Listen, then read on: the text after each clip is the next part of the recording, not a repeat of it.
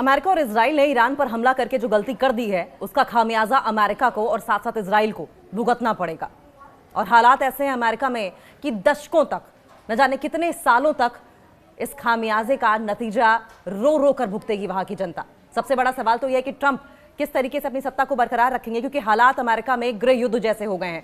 Civil war छिड़ गया है। इजराइल के लिए लड़ने के लिए महिलाओं ने अपने बेटों को युद्ध में जाने से मना कर दिया है। उन्हें आपत्ति है इस बात से, और हो भी क्यों ना, क्योंकि क्यों उनके बेटों के कंधों पर रखकर बंदूक चलाई जाए। जिस तरीके से हालात अमेरिका और इजराइल में है, लगता तो यही है कि ताबड़तोड़ ईरान की ओर से जो अटैक किए जा रहे हैं उसमें हजारों लोग मारे गए हैं। रिपोर्ट्स छुपाई जा रही हैं, वेस्टर्न मीडिया की ओर से छुपाया जा रहा है कि अमेरिका के कितने कमांडर्स मारे गए हैं, इजराइल के कितने सैनिक मारे गए हैं, न जाने कितने ऐसे मिलिट्री अड्डे हैं अमेरिका के अलग अलग कंट्रीज में, चाहे मिडिल ईस्ट की बात कर लें, चाहे गल्फ कंट्रीज की बात कर लें, उन्हें ध्वस्त कर दिया गया है ईरान की ओर से। लेकिन प्रोपेगेंडा वॉर जारी है। असल में वॉर तो जारी है ही, प्रोपेगेंडा वॉर जारी है। इजराइल की ओर से, अमेरिका की ओर से पूरी कोशिश की जा रही है कि नुकसान ईरान का दिखाया जाए, लेकिन ईरान का पलड़ा भारी है असल में, क्योंकि ईरान इस वक्त उनके सर्वोच्च नेता अयातुल्ला अली खमेनी के गलत तरीके से मारे जाने का बदला लेने पर आमादा है। और ईरान ने साफ कह दिया है कि हम बदला लेकर रहेंगे। आपको याद होगा जब ये युद्ध हुआ 28 फरवरी को जब अटैक किया गया, उससे पहले 1 महीने पहले से ही लगातार इस बात का दावा किया जा रहा था ईरान की ओर से कि अगर गलती से भी एक सुई भी ईरान पर गिरती है तो खामियाजा अमेरिका को भुगतना पड़ेगा। और अमेरिका भुगत भी रहा है, क्योंकि ईरान हमले पर हमले कर रहा है, चाहे शायद ड्रोन्स हो, चाहे मिसाइलें हो। आज एक एक करके हम बताएंगे कि किस तरीके से इजराइल से ज्यादा खाड़ी देशों पर मिसाइल हमले कर रहा है। और ये मिसाइल हमले भी क्या सच में मिसाइल हमले हैं? क्या वाकई गल्फ कंट्रीज पर मिसाइल अटैक कर रहा है ईरान, या इजराइल कर रहा है, या फिर ईरान के नाम पर इजराइल अपनी तरफ से अटैक कर रहा है और नाम ईरान का लगा रहा है, जिससे कि शिया और सुन्नी देशों में आपस में लड़ाई हो जाए। लेकिन यहां पर भी इजराइल फेल हो रहा है, यहां पर भी अमेरिका मुंह की खा रहा है, क्योंकि शिया सुन्नी देशों में आपसी सहमति, आपसी समझ देखने को मिल रही है। इजराइल, दुबई, यूएई के अलग अलग, चाहे रसल खेमा हो या आप अबू धाबी की बात कर लें, दुबई की बात कर लें, जितने भी ये 7 एमिरेट्स हैं, वहां जानबूझकर इजराइल अटैक कर रहा है, जिससे कि सारा गुस्सा ईरान पर निकाला जाए। अपने पैतरे इजराइल बदल रहा है। ईरान ने अब क्या रणनीति बदली है यह भी समझना जरूरी है, और किस तरीके से अब युद्ध को आगे बढ़ा रहा है, किस तरीके से इजराइल को पटकनी दे रहा है, यह भी आप समझें। लेकिन सवाल यही है कि ईरान पूरी तरीके से इस वक्त पूरी ताकत के साथ लड़ रहा है, लेकिन वेस्टर्न मीडिया हर खबर को छुपा रही है, मीडिया मैनेजमेंट कर रही है, जिससे कि दुनिया भर में उसकी इमेज सही सलामत रहे और ईरान कमजोर दिखे। लेकिन सच्चाई यह है कि ईरान का पलड़ा इस वक्त भारी है। देखिए, एक सर्वे के मुताबिक ईरान ने पिछले साल इजराइल के खिलाफ 12 दिन के युद्ध की तुलना में अभी चल रही जंग के दौरान खाड़ी क्षेत्र की तरफ, यानी कि जो गल्फ एरिया है, उसकी तरफ ज्यादा मिसाइलें दागी हैं। और अब की बार की मिसाइलें ऐसा नहीं कि पुरानी मिसाइलों की तरह हैं, अब की बार की मिसाइलें एडवांस्ड है, और इसीलिए ईरान भारी पड़ रहा है। सऊदी अरब की बात कर लें, कतर की बात कर लें, यूएई की बात कर लें, बहरीन की बात कर लें और कुवैत की बात कर लें, जो आंकड़े जारी किए हैं इन देशों ने, उनके मुताबिक 28 फरवरी से 4 मार्च तक की अगर बात करें तो खाड़ी देशों पर, गल्फ कंट्रीज पर दागी गई मिसाइलों की संख्या 550 से ज्यादा है। अमेरिका माने ना माने, इजराइल माने ना माने, दुनिया मान रही है, गल्फ कंट्रीज मान रही है, जिन कंट्रीज का दुनिया भर में दबदबा है वो मान रही है। ओमान ने अपने यहां मिसाइल और ड्रोन हमलों की संख्या बताई नहीं है। दूसरी तरफ वाशिंगटन और इजराइल ने ईरान पर हजारों बम गिराए हैं। देखिए, अगर दुबई की बात करें, यूएई की बात करें, तो अगर 7 एमिरेट्स की बात करें तो रसल खेमा से मुश्किल से 15 किलोमीटर का डिस्टेंस है ओमान का। ओमान इस वक्त न्यूट्रल कंट्री है, लेकिन फिर भी ओमान ये मान रही है कि ईरान की ओर से ताबड़तोड़ हमले किए गए हैं अमेरिका पर, इजराइल पर, न्यूट्रल कंट्री भी, जिसे किसी चीज का लालच नहीं है। ईरान के राष्ट्रपति मसूद पेजेश्कियान ने खाड़ी देशों पर इन हमलों के लिए माफी मांगी है। माफी इसलिए मांगी जिससे कि आपसी सौहार्द, आपसी सहमति बनी रहे। लेकिन दरअसल सच्चाई यह है कि गल्फ कंट्रीज भी जानती हैं कि ये जो अटैक है वो किया जा रहा है इजराइल की ओर से, और प्रोपेगेंडा के तहत ईरान का नाम लगाया जा रहा है, और ईरान उस पर भी जिम्मेदारी दिखा रहा है, उस पर भी सामने आकर जिम्मेदारी लेने की कोशिश कर रहा है, जिससे कि किसी भी तरीके से कोई गलत अफवाह ना फैले। लेकिन इतनी सतर्कता के बावजूद ईरान हमले करने में कोई कोर कसर नहीं छोड़ रहा है। ईरान की कोशिश यह है कि किसी देश को नुकसान ना हो, उन देशों में मौजूद अमेरिका के जो मिलिट्री बेसेस हैं उन्हें जरूर तबाह कर दिया जाए। मसूद पेजेश्कियान की ओर से यह वादा किया गया है कि अगर उनकी धरती का इस्तेमाल ईरान पर हमले के लिए नहीं किया जाएगा तो ईरान भी उन देशों पर हमला नहीं करेगा। और ईरान की कोशिश ये नहीं है कि किसी भी देश के आवाम को मारा जाए। कोशिश यह है कि किसी भी देश में मौजूद अमेरिका के जो मिलिट्री बेसेस हैं उन्हें तबाह कर दिया जाए, नेस्तनाबूद कर दिया, जो किया भी जा रहा है। देखिए, पेजेश्कियान ने वैसे तो शांति का संदेश दिया है, जो कि ईरान हमेशा से देता आया है। आयतुल्लाह अली खमनेई जब थे वो भी शांति का संदेश देते आए थे, बार बार कहते रहे थे कि न्यूक्लियर पावर का इस्तेमाल हम नहीं करना चाहते। बावजूद इसके ईरान की इस बात पर, शांति की समझौते पर, शांति के संदेश को दरकिनार करते हुए, इग्नोर करते हुए अमेरिका ने प्रोपेगेंडा रचा, इजराइल ने नैरेटिव गढ़ा और अंजाम आज ये है कि उस प्रोपेगेंडा, उस नैरेटिव की वजह से आज मिडिल ईस्ट बारूद के ढेर पर बैठा है। लेकिन सवाल यह है कि क्या उनकी बात को ईरान के नेतृत्व का स्टैंड माना जा सकता है? मसूद पेजेश्कियान शांति के संदेश की बात कर रहे हैं, लेकिन ईरान की इस बात को क्या अमेरिका समझेगा या फिर से अपनी दिमाग को बंद करके बैठा रहेगा? क्योंकि किसी भी तरह की पेशकश, किसी भी तरह की शांति की बात पहले भी ईरान की बार बार कहे जाने के बावजूद अमेरिका समझा नहीं था, क्योंकि अमेरिका, इजराइल आमादा था अपना एजेंडा, अपना प्रोपेगेंडा पूरा करने के लिए। ईरान की रक्षा क्षमताओं में बैलिस्टिक मिसाइल है। देखिए, ईरान की रक्षा क्षमताओं की अगर बात करें तो किसी भी हालत में इजराइल हल्के में नहीं ले सकता है, अमेरिका हल्के में नहीं ले सकता है, और यही बात वो जानते हैं। और तभी खुलकर न करके अचानक हमला किया गया अमेरिका इजराइल की ओर से। ईरान की डिफेंस कैपेबिलिटीज में बैलिस्टिक मिसाइल्स हैं, क्रूज मिसाइल्स हैं, हाइपरसोनिक मिसाइलें हैं, और उसके पास ड्रोन्स भी हैं, शाहिद ड्रोन्स हैं। लेकिन ऐसा लगता है कि उसने इजराइल और खाड़ी देशों के खिलाफ हमलों की अपनी रणनीति बदल दी है, और कई बार इस स्ट्रेटेजी को जानबूझकर इजराइल की ओर से प्रोपेगेट किया जाता है। अटैक इजराइल करता है, अटैक अमेरिका करवाता है, और नाम ईरान का दे दिया जाता है। तो चलिए, इन मिसाइलों के बारे में हमें क्या मालूम है, इसके सबसे पहले बात कर लेते हैं, क्योंकि इजराइल के खिलाफ पिछली जंग के मुकाबले इस बार क्या अलग है, ईरान अपने हथियारों पर किस हद तक निर्भर रह सकता है, सवाल ये भी। हम इन मिसाइलों के बारे में क्या मालूम कर सकते हैं, क्या जानते हैं, ये जानिए। देखिए, सबसे बड़ी बात तो यह है कि ईरान ने पहले ही डिक्लेयर कर दिया था कि आप मिसाइलें गिन कर नहीं मारी जाएंगी, टारगेट कर नहीं मारी जाएंगी, इकट्ठे बल्क में मिसाइलें गिराई जाएंगी, जो ईरान कर भी रहा है। और बल्क में मिसाइल गिराने का मतलब आप समझ रहे हैं, जिस भी इलाके में ईरान की मिसाइल गिर रही होगी वो इलाका पूरी तरीके से बर्बाद हो जाएगा। वो तमाम अमेरिका के मिलिट्री बेसिस ध्वस्त हो चुके हैं। ईरान के पास कम दूरी की भी मिसाइलें हैं, मीडियम रेंज की भी मिसाइलें हैं, लॉन्ग डिस्टेंस तक मार करने वाली मिसाइलें भी मौजूद हैं, जिसमें foundation for defence of democracies के मुताबिक ईरान की कम दूरी की मिसाइलों की रेंज 300 से 1000 किलोमीटर तक है।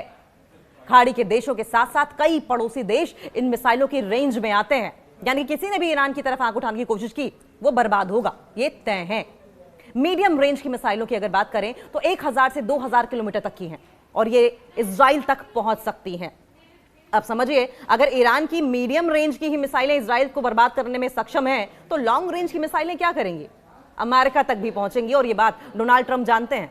ईरान की 8 बैलिस्टिक मिसाइलों की रेंज की अगर बात करें, बैलिस्टिक मिसाइल्स के मामले में ईरान का मुकाबला इस वक्त करना नाको चने चबाने जैसा है इजराइल के लिए। उनकी 8 बैलिस्टिक मिसाइलों की अगर रेंज की बात करें तो पहले नंबर पर आता है शहाब 1। इसकी रेंज कितनी है? 300 किलोमीटर तक। दूसरी फतेह 1110, इसकी रेंज 300 से 500 किलोमीटर तक मार कर सकती है। शहाब 2 500 किलोमीटर तक मार कर सकती है। जुल्फिकार 700 किलोमीटर तक मार कर सकती है। ये कियाम 750 किलोमीटर तक मार कर सकती है। और देखिए, ये जितने भी मिसाइल्स हैं ये गल्फ कंट्रीज में अमेरिका के मिलिट्री बेसिस को तबाह तो करेंगी, साथ साथ वो तमाम दुश्मन जो ईरान की तरफ किसी भी तरीके से गलत नजर या कॉन्स्पिरेसी का किसी भी तरीके थॉट भी लाते हैं, उन्हें भी बर्बाद कर देंगी। इसके अलावा है शहाब 3, 2000 किलोमीटर तक की रेंज है इसकी मार करने की, यानी कि इजराइल तो गया। अब इन आंकड़ों की अगर बात करें तो डिफेंस इंटेलिजेंस एजेंसी की ओर से ये आंकड़े जारी किए गए हैं, यानी कि अमेरिका माने ना माने, इजराइल माने ना माने, ईरान के पास मादा भी है, दम भी है, हथियार भी है, जज्बा भी है, और लड़ने के लिए वहां की जनता का साथ भी है। ईरान का सबसे अहम हथियार बैलिस्टिक मिसाइलें हैं, जो ज्यादा ऊंचाई तक जा सकती हैं और वहां से कमान यानी कि आर्क की तरह जो टारगेट्स हैं उनका पीछा कर सकती हैं। Foundation for defence of democracies के मुताबिक तेहरान नुकसान पहुंचाने के लिए अपनी बैलिस्टिक मिसाइलों को सबसे शक्तिशाली हथियार मानता है, जो उसकी एयरफोर्स का एक मजबूत ऑप्शन है। सैंक्शंस के बावजूद, सैंक्शंस के कारण उसकी जो ट्रेडिशनल हथियार हैं, उसके पारंपरिक हथियारों के बाजारों तक पहुंच नहीं है, लेकिन मिसाइलों के मामले में ईरान कहीं ज्यादा मजबूत है।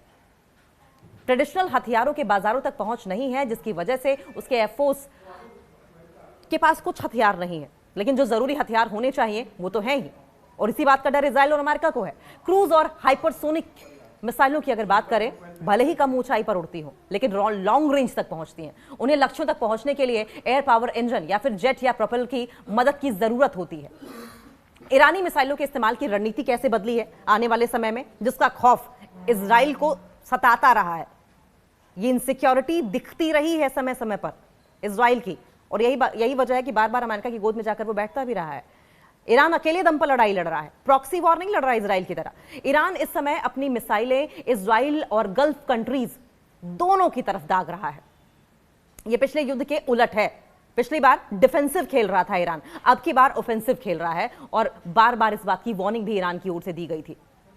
इससे पहले तेहरान ने खाड़ी देशों में केवल कतर के अल उदैद बेस पर अटैक किया था। अमेरिकी policy research centre American enterprise institute के तहत चलने वाले क्रिटिकल थ्रेट्स प्रोजेक्ट के मुताबिक युद्ध के पहले 4 दिनों में ईरान ने इजराइल पर लगभग 36 बार मिसाइलें दागी। और ये जो सिलसिला है, ये मिसाइलें दागने की जो फ्रीक्वेंसी है, वो हर दिन के साथ बढ़ रहा है, हर दिन के साथ तबाही मचा रहा है ईरान। पहले दिन सबसे ज्यादा 20 बार दागी गई और हर बार में औसतन 2 से 3 मिसाइलें शामिल थीं। दूसरे दिन से ये जो रुझान था, ये फ्रीक्वेंसी थी, वो बदली और अग्रेसिव हुई। ईरान ने और ज्यादा अटैक्स किए, और ज्यादा मिसाइलें बरसाईं। रोजाना की मिसाइलों की ये लहरें बढ़ती चली गई, जबकि दूसरे तीसरे दिन, उसके बाद क्रमशः तीसरे और चौथे दिन और बढ़ी। और इसी दौरान इजराइल की ओर से दागी गई हर लहर में मिसाइलों की औसत संख्या भी बढ़ाई गई, लेकिन ईरान ने उन्हें निगेट कर दिया। अगले दिन की बात करें तो मिसाइलों की संख्या बढ़ा दी गई थी। तेल अवीव हो, हाइफा हो, तेल अवीव यूनिवर्सिटी से जुड़े institute for national security studies ने अंदाजा लगाया था पहले ही युद्ध की शुरुआत में ही कि 4 मार्च तक ईरान इजराइल पर बहुत सी मिसाइलें दागेगा। और इसका आंकड़ा इजराइल जब मान रहा है कि 150 के पार है, तो अंदाजा लगाइए कि ये 500 से ऊपर तो होगी ही होगी, इससे ज्यादा भी हो सकती है, क्योंकि इजराइल को अपनी नाक कट जाने का जो डर है। और यही वजह है कि इजराइल खबरों को छुपा रहा है। वेस्टर्न मीडिया खबरों को बाहर नहीं आने दे रही है। इजरायली ऑफिसर्स के मुताबिक गुरुवार सुबह तक इन हमलों में 10 इजरायली मारे गए थे, लेकिन किसी सैनिक को जानी नुकसान नहीं पहुंचा। खबरें ऐसी आ रही हैं, मतलब ईरान में लोग मारे गए, ईरान में नुकसान हो रहा है, और इजराइल में लोग नहीं है, अमेरिका में लोग नहीं है। मानो ये रोबोट्स हो, इन्हें कोई नुकसान नहीं हो रहा है। ऐसा कैसे हो सकता है कि जब ताबड़तोड़ मिसाइलें दोनों तरफ से बरसाई जा रही हैं, तो इजराइल का कोई सैनिक ना मारा जाए, अमेरिका का कोई सैनिक मारा ना जाए? ऐसा तो संभव ही नहीं है, जबकि दोनों तरफ से अग्रेसिव अटैक्स किए जा रहे हैं। ईरान ने अपनी मिसाइलों की सही संख्या बताई है, बताता रहा है, लेकिन इजराइल नहीं बता रहा है। रेवोल्यूशनरी गार्ड्स पासदारान ए इंकलाब के मुताबिक 4 मार्च की दोपहर तक, जो युद्ध का 5वां दिन था, खाड़ी के अमेरिकी बेस और इजराइल पर मिसाइलों की 17 लहरें दागी गई। और इन 17 लहरों में कितनी मिसाइलें होंगी, आप अंदाजा लगा लीजिए। इजरायली अनुमानों की अगर माने तो अभी चल रहे पिछले युद्धों के दौरान ईरान अपने लगभग more than 30% missile launch platforms use कर चुका है। 70% अब भी बाकी है, और यही डर इजराइल को है।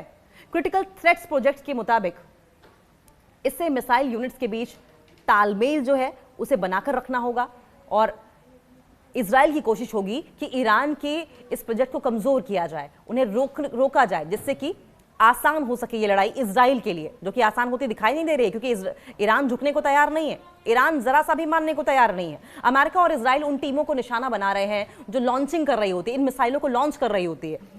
क्योंकि ईरान की मिसाइलों का मुकाबला नहीं कर पा रहे हैं, तो उस टीम को निशाना बनाए जो इन मिसाइलों को लॉन्च कर रही है। बस यही बचा है ऑप्शन इजराइल और अमेरिका के पास। ये काम या तो फायरिंग के वक्त होता है या उससे पहले। हालांकि ये कहना मुमकिन नहीं है कि कितने प्लेटफॉर्म्स अभी एक्टिव हैं ईरान में, अंदाजा ही नहीं है इजराइल को इस बात का। भले ही कितने आपने जासूस ईरान में छोड़ दिए हों, लेकिन आपके जासूस भी ये अंदाजा नहीं लगा पा रहे हैं, ये नहीं बता पा रहे हैं कितने मिसाइल लॉन्चिंग प्लेटफॉर्म्स हैं। लेकिन जानकारी ये भी है कि ये काफी ज्यादा है, जिससे ईरान की तरफ से एक वक्त में दागी जाने वाली मिसाइलों की संख्या जो है वो बढ़ जाती है। हालांकि रिपोर्ट्स ये भी कहती हैं कि इससे इजराइल के लिए ईरानी मिसाइलों का खतरा कम नहीं होता है, बढ़ता है बल्कि। अलबत्ता ईरान के लिए इन हमलों का प्रभावी तालमेल एक बड़ा चैलेंज बन चुका है। ईरान ने खाड़ी देशों पर ज्यादा मिसाइलें बरसाई हैं, ऐसा इजराइल भी कह रहा है, जो सच भी है। और ऐसा नहीं है कि ईरान की ओर से ये मिसाइलें आवाम पर बरसाई गई हैं, बल्कि अमेरिकी मिलिट्री बेसिस पर बरसाई गई हैं। ईरान ने साफ कह दिया है कि जो भी मदद करेगा इजराइल अमेरिका की, हम उसे नहीं छोड़ेंगे। हमारी दुश्मनी आपसे नहीं है, बाकी देशों से या गल्फ कंट्रीज या मिडिल ईस्ट कंट्रीज से नहीं है, बल्कि वहां पर मौजूद जो अमेरिका के मिलिट्री बेसिस है उनसे है। ईरान ने उन टारगेट्स पर हमले बढ़ा दिए, अटैक्स बढ़ा दिए, जिन्हें वो गल्फ देशों में अमेरिकी ठिकाने करार देता है। बहरीन, यूएई, कुवैत, कतर और सऊदी अरब के डिफेंस मिनिस्ट्रीज के आंकड़ों की अगर माने तो हिसाब लगाया गया है कि 4 दिनों में ईरान ने खाड़ी देशों पर 551 मिसाइलें दागी हैं, सिर्फ गल्फ कंट्रीज के अमेरिकन मिलिट्री बेसिस पर।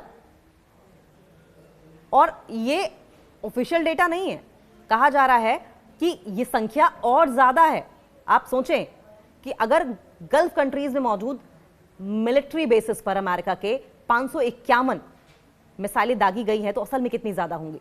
और ये क्लियर मैसेज है अमेरिका के लिए। ये गिनती पिछले युद्ध के मुकाबले ज्यादा है। उस वक्त ईरान ने 12 दिनों में इजराइल पर लगभग 500 मिसाइलें दागी थी और इन देशों ने ईरानी हमलों को अपनी संप्रभुता पर अस्वीकार्य हमला करार दिया था। और तब भी लेकिन इजराइल और अमेरिका को समझ नहीं आया था। अब देखिए, इन हमलों की अगर बात की जाए तो बहरीन, कुवैत और यूएई में 7 लोग भी मारे गए हैं। कोलेट्रल डैमेज भी होता है। जाहिर है कि मिलिट्री बेसिस पर अगर अटैक होंगे तो जो मासूम लोग हैं आसपास, थोड़ा बहुत नुकसान उनका भी होगा। और ये खामियाजा ऐसा नहीं है कि ये गल्फ कंट्रीज में मौजूद आवाम को भुगतना पड़ रहा है। ये ईरान के लोगों के लिए भी है, ये अमेरिका के लोगों के लिए भी है, ये इजराइल के लोगों के लिए भी है। और यही कोलेट्रल डैमेज जो है, इसको लेकर अमेरिका की जनता में गुस्सा है। ओमान के तट के पास एक तेल टैंकर पर भी एक शख्स की मौत हुई, जानकारी मिली। इराक और सीरिया में भी।